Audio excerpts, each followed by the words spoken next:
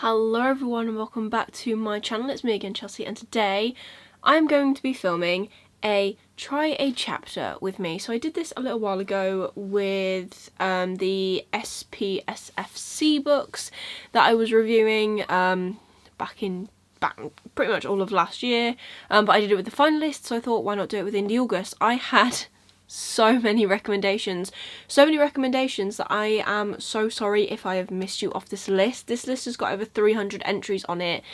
I'll show you my screen recording as we pick, because that is the fun part of today's video. Today I thought to do something different. Instead of me picking books to try that sound great, because I have a very obviously probably specific taste and I'll be drawn to specific books, why not let the wheel decide? I haven't done this for a while. I quite like this idea, and we're gonna click it, spin it, and whatever it picks I will read. The only things for this is if it's not available on Kindle Unlimited or I can't have a link or anything for it, I will have to spin again, because as I'm filming this right now, have put all of my money into a house. But I still want to give this a go, and also if it's Kindle Unlimited, I know that people get paid for like a certain amount of pages and stuff, so anything to help indie authors that I can, that is what I'm going to try and do. And then I do want to kind of obviously finish these books as well, so we're not going to do a massive amount of books. I think the max we're going to do is 5. But we'll see how we go. So let's swap over to the other screen and let's see what our first read will be.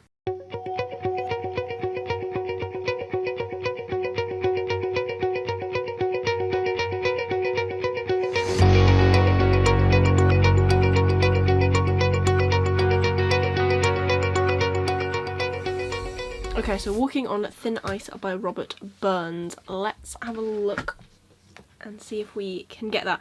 I'm also really glad that Smart Me decided to put author names, because when I was putting them in and doing that, I didn't feel as smart as I do now, because this is gonna make it a little bit easier. Okay, so this is on Kindle Unlimited, and shall we see what it's about? Because we might as well. Okay, so the description of this book is: junior reporter Rachel Drucker, desperate to break a big story, is drawn to the disappearance of 5-year-old Julia Brown 20 years earlier. No arrests were ever made, a body was never found, and no leads have surfaced in over a decade. The trail has gone cold. Not only does the case remain unsolved, but Rachel's father and the lead investigator in the case, Detective Ted Drucker, died full of remorse, unable to find Julia. The case became more than just a job to him, it was an obsession that directly led to his death. Rachel becomes haunted by the possibilities of what could have happened to Julia. At the same time, her father has started to appear in her dreams. She has so many questions surrounding why this case remains unsolved. With the help of Ted's detailed case file and expertise, can she find justice for Julia Brown, or is she also doomed to let this obsession get the best of her and meet the same fate as her father? Okay, it sounds cool. I'm not really a thrillery person, but let's try something different. And this is 331 pages. So I'll be back in a minute. Well, a minute for you, probably longer for me. And I will let you know my thoughts on the first chapter. Okay, so I read the prologue and the first chapter, because when you do these things and you read the prologue is usually obviously a different part of the story completely. So, Walking on Thin Ice, Robert Burns. The prologue is the prologue is how Julia is abducted. So you're not really told an awful lot. Obviously, the point of a thriller is that you work it out as you go through, or it's like shown to you as you read through the story, which I know a lot of people like. I don't read a lot of thriller, so I don't know. But the first part, the prologue, is Julia sat in her room watching scary films. It says that she's 8 and she hears a noise outside. She swears she hears the front door opening, and then she hears someone inside her house, and this person is only described as the visitor, and they ask her to come and help her to get something out of their car that Julia's parents have got for her, and it's a surprise. And being 8, Julia accepts, like she recognises this person but she doesn't know where from, and when she makes it outside to this car she is shoved in it, blindfolded, gagged, tied up and abducted. Flash forward to the present day of this book and we meet our main character Rachel, who is sat in a meeting for the newspaper of which she works for and is given like the very fun task of reporting on why traffic is building up on a Thursday around rush hour. And we get the impression that Rachel is obviously trying really hard, wants to be this big journalist, she wants a big case, and is just getting little rubbish things to write about, and like you can kind of feel her frustration already in the first chapter, so I'm sure that will carry on.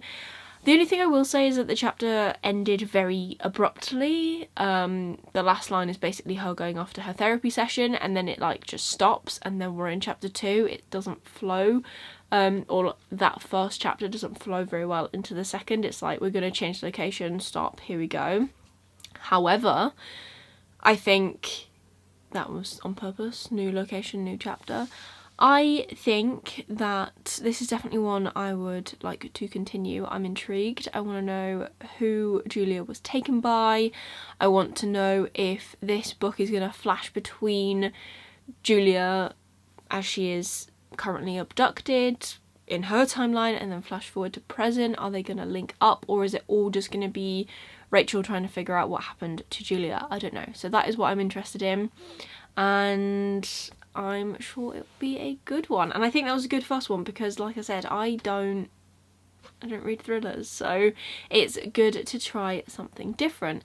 So let's see what number 2 is going to be.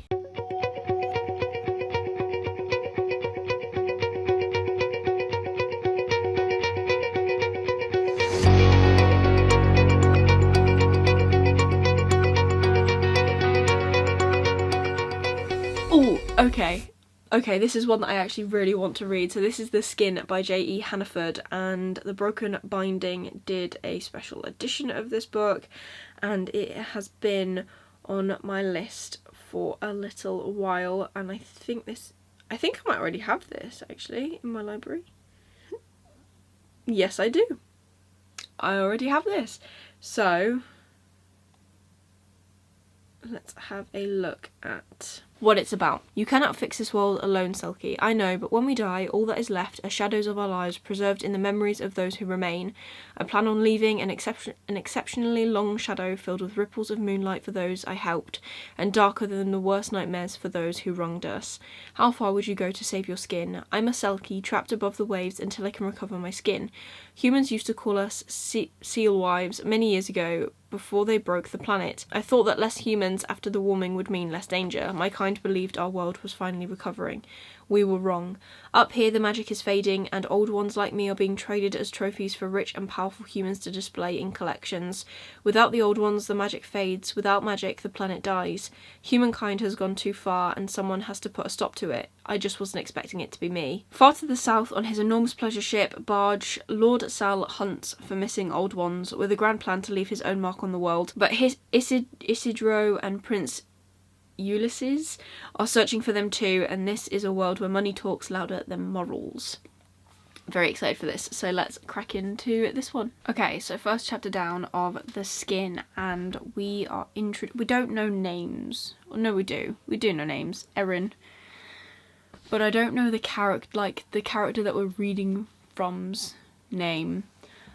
But that first chapter was not what I was expecting, actually. So the first chapter is about these two Selkies who are coming to this cove to complete a ritual, and unfortunately there is a human who comes and captures the one that we're reading the perspective of, and he captures them by having their skin. So this concept to me is still a bit something I'm trying to wrap my head around, because obviously, like, it's something to wrap your head around.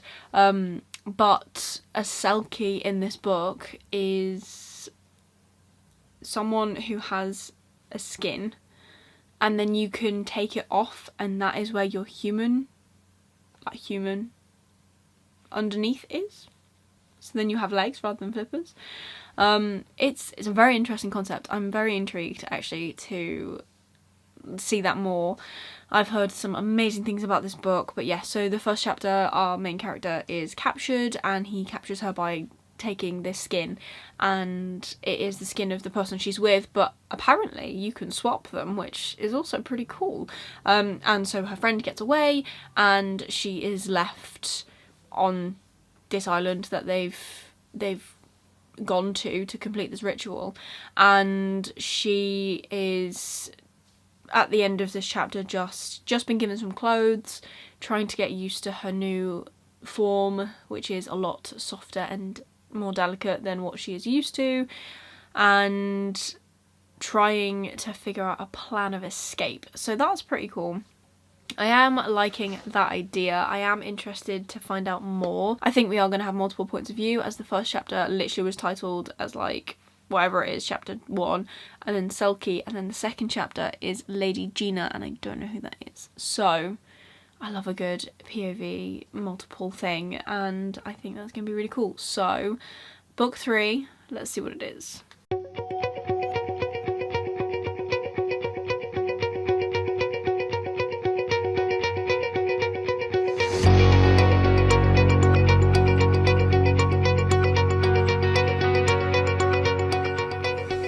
So Pulse by B.A. Bellick. I have no memory of what this one was, so let's have a little look at that. Okay, this is on Kindle Unlimited as well. Let's see what this is.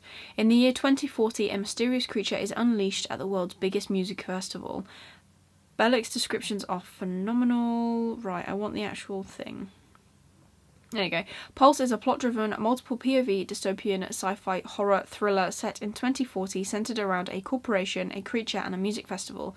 Think Fire Festival, Black Mirror, and X-Files combined. The story deals with themes of capitalism, consumerism, business, politics, pandemics, climate change, activism, and technology, while bouncing between a diverse group of characters sure to entertain almost anyone.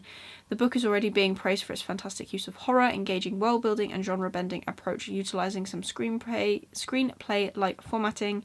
This is the first entry in a new series with the sequel well underway. Okay, I am not a horror reader, but let's give it a go, because why not?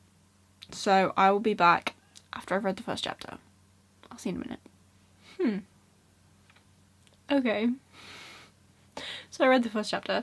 There's like a little prologue-y bit as well, which is like an email to kind of like, I don't know, intrigue you in.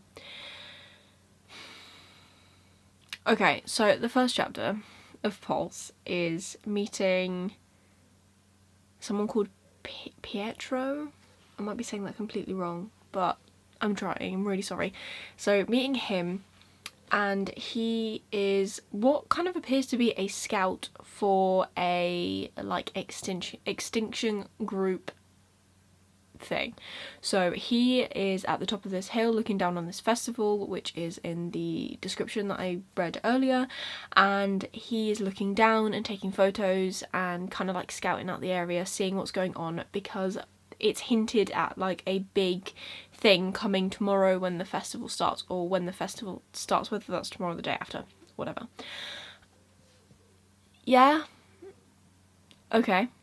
And then we go into, he hears a noise behind him, and it sounds like a really big beast, and he runs away and he finds a cave, and basically ends up with him realising that not only is the beast going to eat him, but it will probably eat everyone going to this festival. We get a lot of backstory, well, not a lot, we get a bit of context as well in this chapter. So we find out, obviously, well, it doesn't say 2040, but it gives you backstory as to Earth is obviously struggling a lot. We no longer have beef or fish, and if we do try and access like tuna, it is stupidly expensive.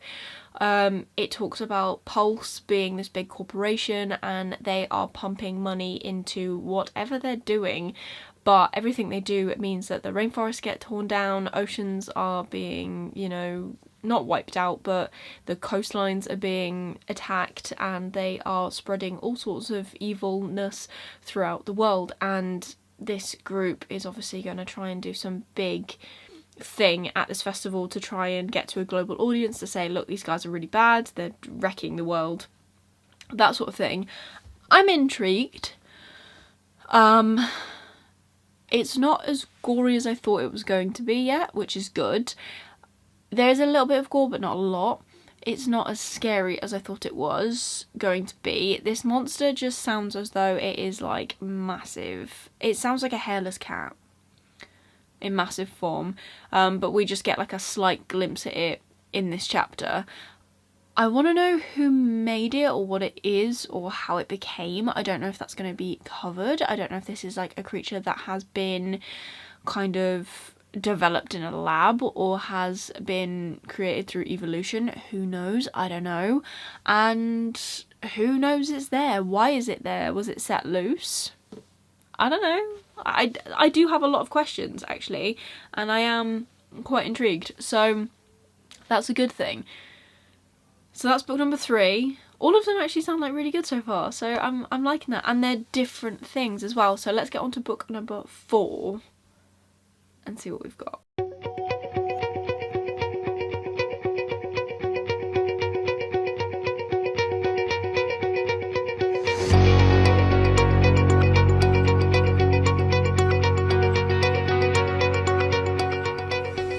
Okay, so next up we've got the Reignant Project by Lopez. Let's have a look. Okay, so the Rain Project isn't actually on Kindle Unlimited, so let's try it with her name and see if anything comes up. Oh no, it is there. Found it. It's because it's got multiple authors. That's why it didn't come up on my first search, which is why I tried again. Okay, so the description says, chaos plagued the world after the wars put the habitable zones under government rule, building genetically enhanced super soldiers to fight the battle for them. Rain's found out that she's one of these superhumans. Her semi-normal life got a little more complicated now that she's on the run because Rain's not meant to be alive, let alone a super. The only people that can help her are the rest of the fugitive super soldiers on the move from the very government trying to annihilate them. Roman Braggart's job is to find the fugitives and bring them back to the compound, dead or alive, but Rain isn't like they've made her out to be. All she wants is to find her family and end this battle before it takes the only people she has left. Going against the general's orders, Rome and Rain must find a way to stay together and beat the man at his own wicked game. With surprises at every turn, Rome is determined to keep Rain safe, no matter how much the willful girl pushes him away. Okay, so this is going to be like some sort of romancy vibe. Let's give it a go. Let's see what it's like. Okay, so I've only read the prologue of this one because it was like 4% of the book, so it's pretty big to be fair, and it gives you like a pretty solid context of the book. Also it's getting dark, so this is going to be my last one before I run out of light. So we're doing 4 books in this video, not 5, which is fine. So the Rain Project, this first chapter is a prologue, like I mentioned. I don't know how far back it goes, but you are given some very interesting context. So this starts out with the perspective of a doctor who is like watching this fight between 2 superheroes called Thunder and Hail, and we kind of go through and we meet a couple of the creations that he has created, and he is this fantastic scientist who has come up with a way to give people the abilities of animals by splicing like the DNA of animals and humans and weaving it together.